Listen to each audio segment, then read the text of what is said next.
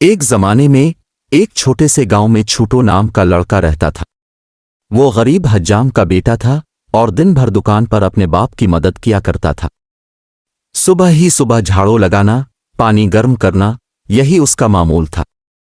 اس کے پاس نہ نیلے جینس تھے نہ رنگ برنگی قمیصیں، صرف ایک پھٹی پیتھی پاجامہ۔ مگر چھوٹو غریب تو ضرور تھا، لیکن ذہین اور حوصلہ مند تھا۔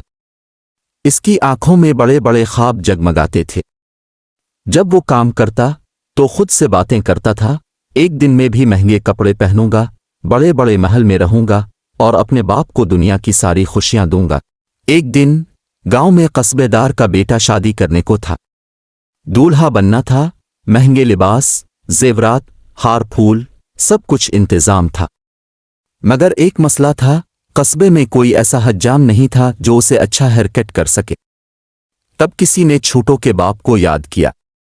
باپ تو گھبرا گیا کیونکہ اسے بڑے لوگوں کو سنبھالنے کا تجربہ نہیں تھا، مگر چھوٹو نے خود اپنے باپ کے جذبے کو اوبرا۔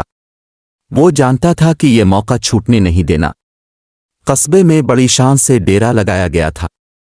چھوٹو نے پہلی بار ایسا عیش دیکھا، مگر وہ گھبرایا نہیں بلکہ اور زیادہ جوش میں آ گیا۔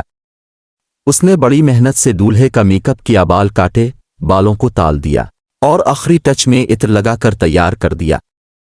جب لوگوں نے دولہے کو دیکھا تو حیران رہ گئے۔ دولہا اتنا خوبصورت اور ٹھیک تھا کہ لگتا تھا جیسے چاند کا ٹکڑا اس کے سر پر جگمگاتا ہے۔ قصبے دار ہکا بکا رہ گیا اور اس نے فوراً چھوٹو کے باپ کو سونے کے سکے انعام میں دے دیے۔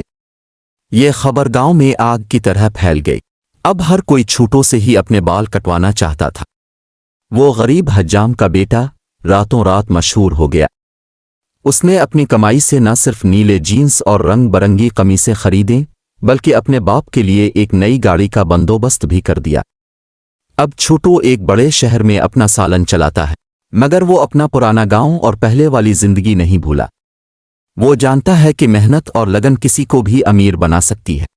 سبق یہ کہانی ہمیں سکھاتی ہے کہ محنت اور لگن کے ذریعے کوئی بھی اپنے خوابوں کو سچ کر سکتا ہے۔